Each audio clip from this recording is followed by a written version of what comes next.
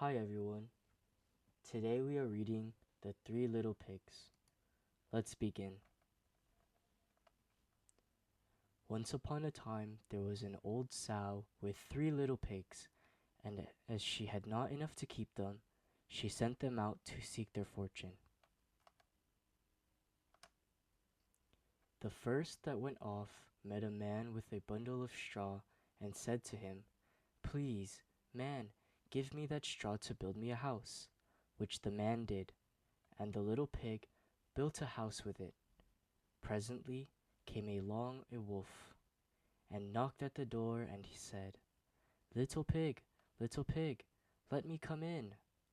To which the pig answered, "No, no, by the hair of my chinny chin chin." "Then I'll huff, and I'll puff, and I'll blow your house in," said the wolf. So he huffed, and he puffed, and he blew his house in, and ate up the little pig. The second pig met a man with a bundle of furs, and said, "Please, man, give me that furs to build a house," which the man did, and the pig built his house. Then along came the wolf and said, little pig, let me come in." "No, no, by the hair of my chinny chin chin." "Then I'll puff, and I'll huff, and I'll blow your house in." So he huffed, and he puffed, and he puffed, and he huffed, and at last he blew the house down and ate up the second little pig. The third little pig met a man with a load of bricks and said, "Please, man, give me those bricks to build a house with." So the man gave him the bricks, and he built his house with them. So the wolf came as he did to the other little pigs and said, little pig, let me come in." "No, no, by the hair of my chinny chin chin." "Then I'll huff, and I'll puff, and I'll blow your house in." Well, he huffed, and he puffed, and he huffed, and he puffed, and he puffed, and he huffed, but he could not get the house down.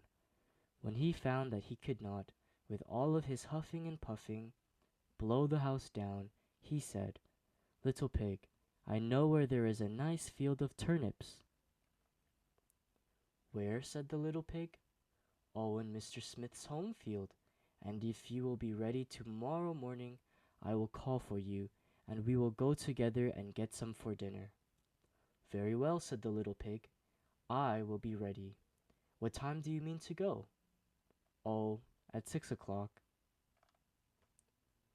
Well, the little pig got up at 5, and got the turnips, and was home again before 6. When the wolf came, he said, "Little pig, are you ready?" "Ready," said the little pig. "I have been and come back again, and got a nice pot full for dinner." The wolf felt very angry at this, but thought that he would be up to the little pig somehow or other. So he said, "Little pig, I know where there is a nice apple tree." "Where?" said the pig. "Down at the merry garden," replied the wolf, "and if you will not deceive me, I will come for you at 5 o'clock tomorrow, and we will go together and get some apples." Well, the little pig woke up at 4 the next morning, and bustled up, and went off for the apples, hoping to get back before the wolf came. But he had farther to go, and had to climb the tree, so that just as he was coming down from it, he saw the wolf coming, which, as you may suppose, frightened him very much. When the wolf came up, he said, "Little pig, what? Are you here before me? Are they nice apples?" "Yes, very," said the little pig. "I will throw you down one." And he threw it so far that while the wolf was gone to pick it up, the little pig jumped down and ran home.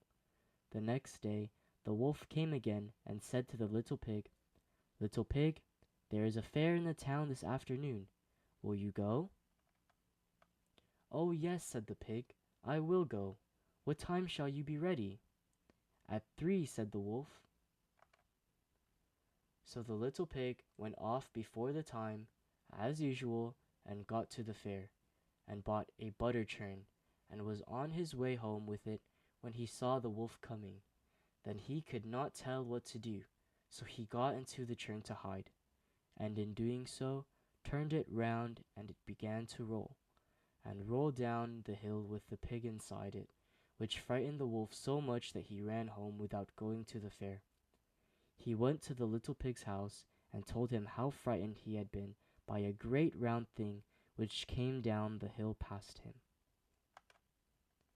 Then the little pig said, "Ha! I frightened you, did I? I had been to the fair and bought a butter churn, and when I saw you, I got into it, and rolled down the hill." Then the wolf was very angry indeed, and he declared he would eat up the little pig, and that he would get down the chimney after him.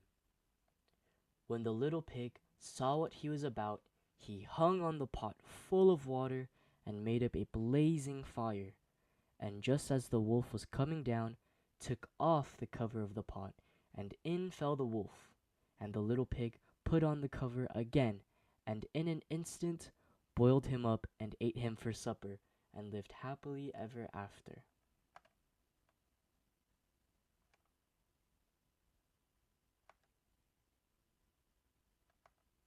The end. Thank you for listening. This recording was created for educational purposes using public domain text provided by Project Gutenberg.